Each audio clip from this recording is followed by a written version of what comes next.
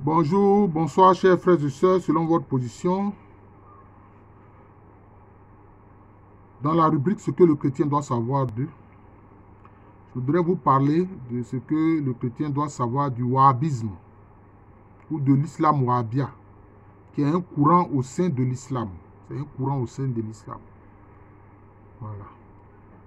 Quand le prophète Muhammad sallallahu alayhi wa sallam, fondateur de l'islam, a quitté cette terre décédée, il y a deux courants qui vont se dégager au sein de sa religion.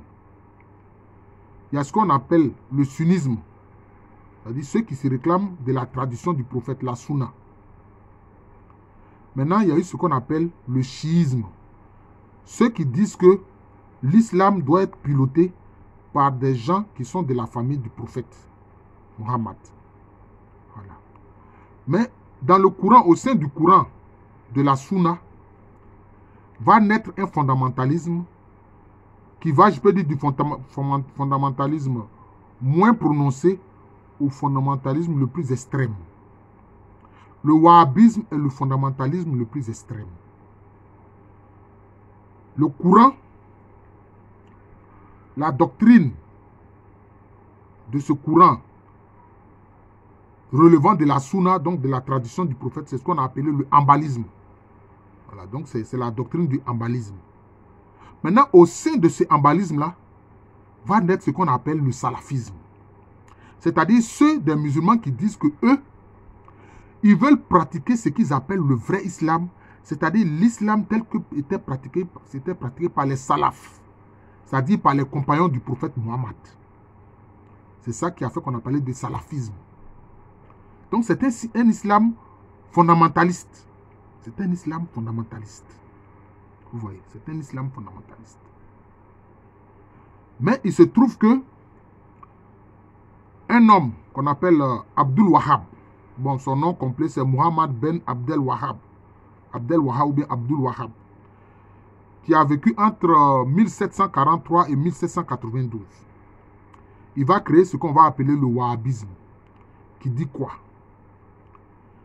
Non seulement il se réclame de la sunna, donc de l'islam fondamental, mais il veut que l'un des points essentiels pour lui que les musulmans doivent suivre, c'est combattre dans le chemin d'Allah.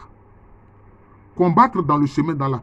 Combattre dans le chemin d'Allah, ce n'est pas faire tes 5 prières, etc. C'est pas ça. C'est prendre l'épée, combattre, faire la guerre, pour obliger les gens à pratiquer le wahhabisme. C'est ça. Pratiquer le wahhabisme. Donc, il faut faire la prédication par la guerre. Parce qu'il faut dire que dans le mode d'expansion de l'islam, il y a eu deux modes. Il y a le mode qui est celui de la prédication, qu'ils appellent la dawa. Par exemple, vous remarquerez que le pays où il y a le plus de musulmans dans le monde, c'est l'Indonésie. Il y a plus de 200 millions de musulmans en Indonésie.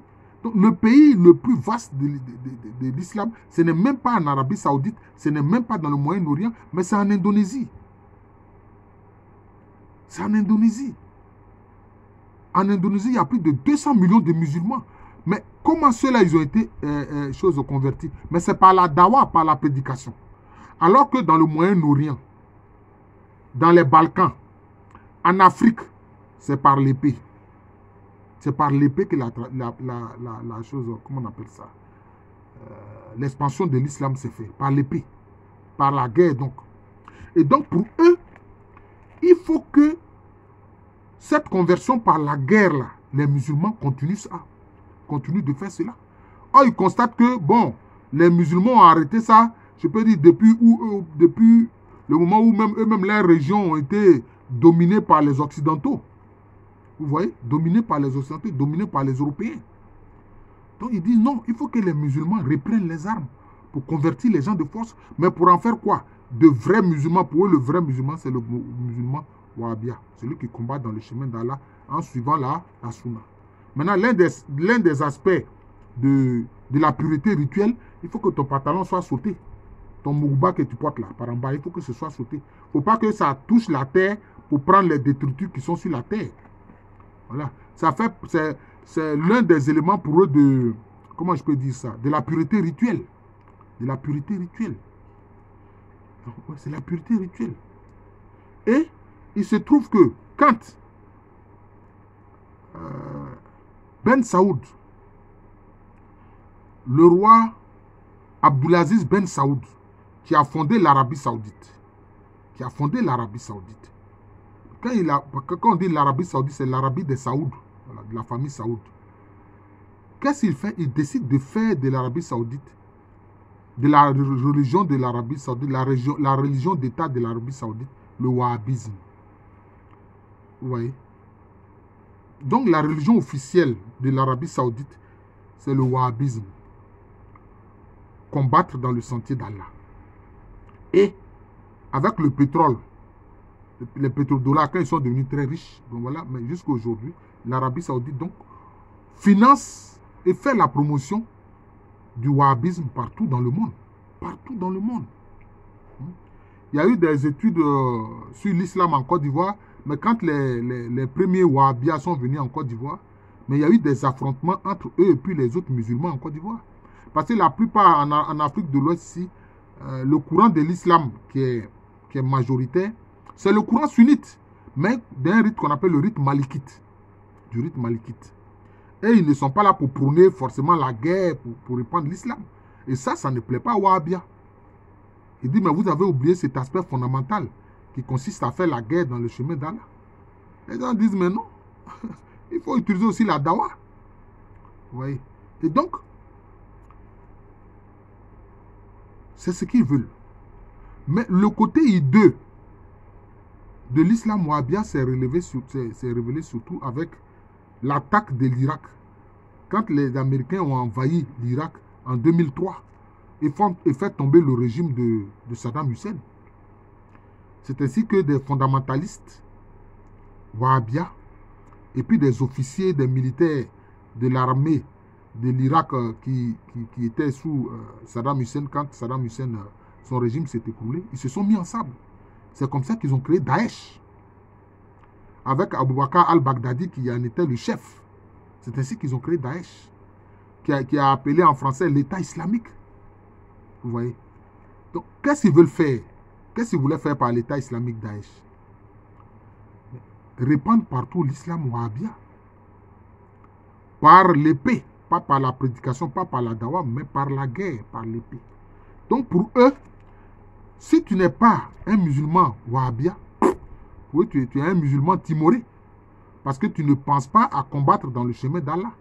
C'est pour ça que quand ils sont venus, les terroristes qui viennent en Afrique, dans le Sahel, où la majorité de la population est musulmane, quand ils entrent dans une mosquée, la première personne qui tue, c'est l'imam.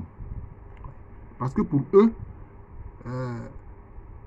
combattre dans le chemin d'Allah, qui consiste à faire la guerre pour convertir tous les musulmans à l'islam wahhabia, mais pour convertir aussi tous les êtres humains à l'islam wahhabia.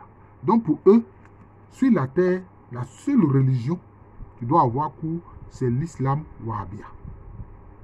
L'islam wahhabia et rien d'autre. Voilà. L'islam wahhabia et rien d'autre. Donc ils considèrent les autres là comme n'étant pas de véritables musulmans. Voilà. Qui ne pratiquent pas l'islam tel qu'elle devrait être pratiquée.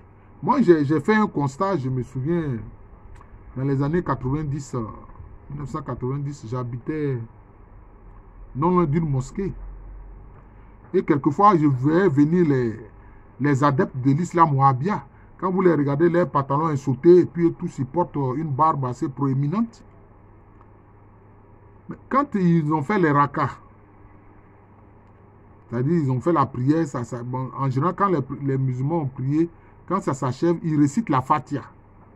Ils récitent la Fatiha, c'est-à-dire la prière de l'ouverture, qui est, je peux dire, la première sourate du Coran. La première sourate du Coran, la Fatiha qu'on appelle l'ouverture. Mais ce n'est pas la première révélation faite au prophète Mohammed, non. Mais quand le Coran a été rassemblé, hein, je crois à l'époque du troisième calife Othman, bon, c'est comme ça que ça a été fait. La Fatiha, appelée l'ouverture, est devenue la première sourate. Mais quand les gens veulent réciter la sourate, quand on dit Fatiha, les Wahhabias commencent à sortir. Si bien que, avec le financement de l'Arabie Saoudite, eux-mêmes, ils ont les mosquées. Ils ont leurs mosquées à eux. Et ils ne fréquentent pas les mosquées des autres. Non, non, non. Parce que pour eux, les autres là ne sont pas des vrais musulmans. Ils ne sont pas des vrais musulmans. Ouais. Même ceux qui pratiquent l'islam lié à la Sunna. Parce qu'en Afrique de l'Ouest, c'est l'islam lié à la Sunna que les gens pratiquent de rite malikite. Vous voyez? De rite malikite. Vous voyez? C'est ça, c'est malheureux, mais c'est ce qui se passe. Comment ils peuvent proclamer que c'est eux qui font le vrai islam? Comme si c'est Allah qui est venu leur dire ça. Qu'est-ce qu'ils savent? Mais pourtant, c'est ce qui se passe. Voilà. Donc c'est cela. Et malheureusement,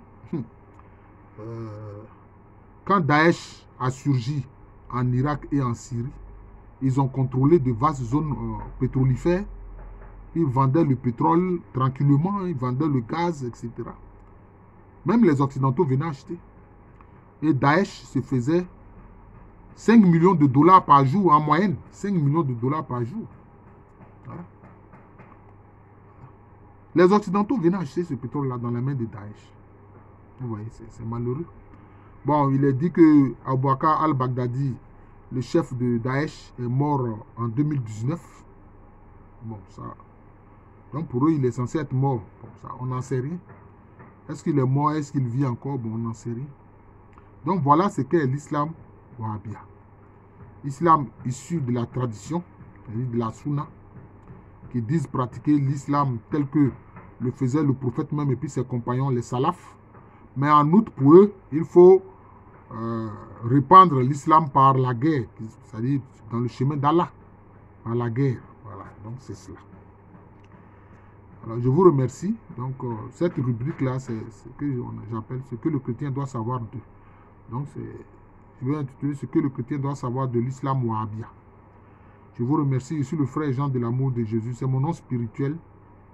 Et à l'état civil, je suis le professeur Alou Kwame Rémy.